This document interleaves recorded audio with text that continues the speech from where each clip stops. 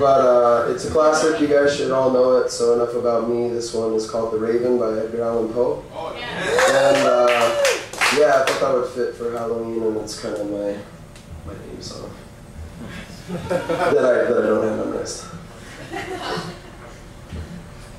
Once upon a midnight dreary, while I pondered weak and weary over many a quaint and curious volume of forgotten lore, and while I nodded, nearly napping, suddenly there came a tapping, as if someone gently rapping at my chamber door. "'Tis some visitor," I muttered, tapping at my chamber door. Only this and nothing more. Distinctly I remember, it was in the bleak December, and each separate dying ember wrought its ghost upon the floor. Eagerly I wished the morrow, vainly I had sought to borrow from my books surcease of sorrow, sorrow for the lost Lenore, for the rare and radiant maiden whom the angels named Lenore, nameless here forevermore. And the silken, sad, uncertain rustling of each purple curtain thrilled me, filled me with fantastic terrors never felt before, so that now, to still the beating of my heart, I stood repeating, "'Tis some visitor entreating entrance at my chamber door. Some late visitor entreating entrance at my chamber door. This it is and nothing more."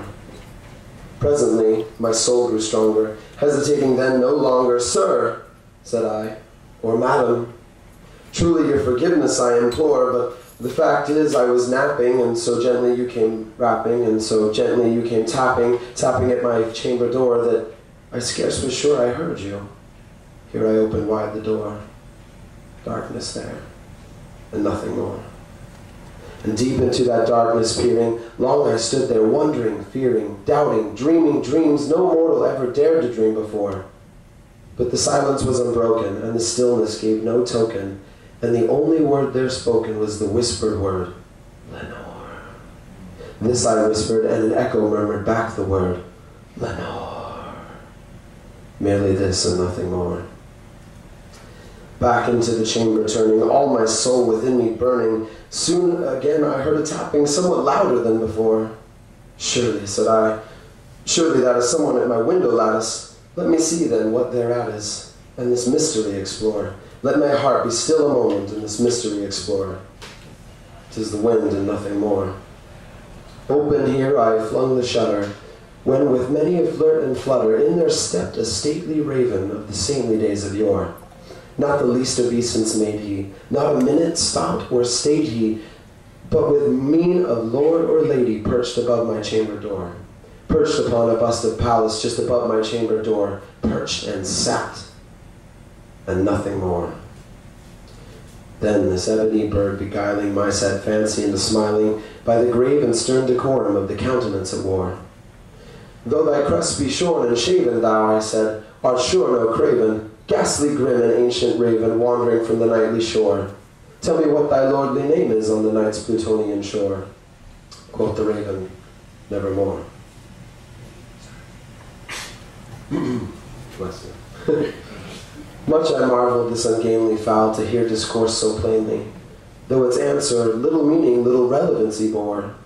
For we cannot help agreeing that no living human being ever yet was blessed with seeing bird above his chamber door, bird or beast, upon the sculptured bust above his chamber door, with such a name as Nevermore. But the raven, sitting lonely on the placid bust, spoke only that one word, as if his soul in that one word he did outpour. Nothing further than he uttered, not a feather than he fluttered, till I scarcely more than muttered, "Other friends have flown before. On the morrow he will leave me, as my hopes have flown before." Then the bird said, "Nevermore." Startled at the stillness broken by reply so aptly spoken, "Doubtless," said I, "what it utters is its only stock and store, caught from some unhappy master, whose unmerciful disaster followed fast and followed faster, till his songs one burden bore, till the dirges of his hope that melancholy burden bore, of never, nevermore."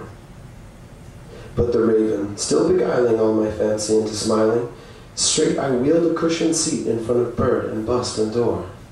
Then upon the velvet sinking, I betook myself to linking fancy unto fancy, thinking what this ominous bird of yore what this grim, ungainly, ghastly, gaunt, and ominous bird of yore meant in croaking nevermore. This I sat engaged in guessing, but no syllable expressing the vow whose fiery eyes now burned to my bosom's core. This and more I sat divining, with my head at ease reclining, on the cushion's velvet lining that the lamplight gloated o'er.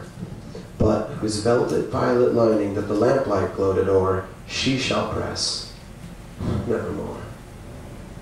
Then methought the air grew denser, perfumed from an unseen censer, swung by seraphim, whose footfalls tinkled on the tufted floor.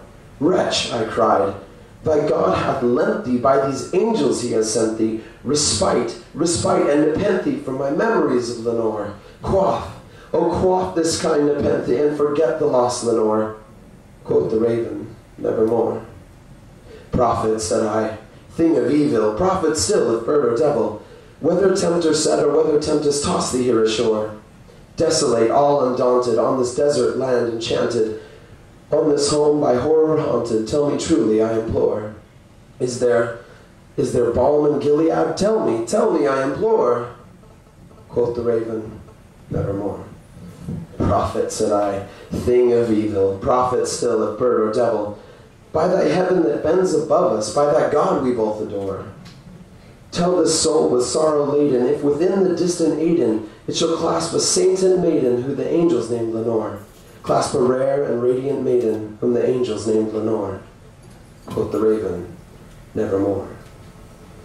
Be that word our sign of parting, bird or fiend, I shrieked at stardom. Get thee back to the tempest and the night's Plutonian shore. Leave no black plume as a token of that lie that the soul has spoken. Leave my loneliness unbroken, quit the bust above my door. Take thy beak from out my heart, and take thy form from off my door. And quoth the raven, nevermore. And the raven, never flitting, still is sitting on the pallid bust of Pallas just above my chamber door. And his eyes have all the seeming of a demon's that is dreaming, and the lamplight o'er him streaming throws his shadow on the floor. And my soul from out that shadow that lies floating on the floor shall be lifted nevermore.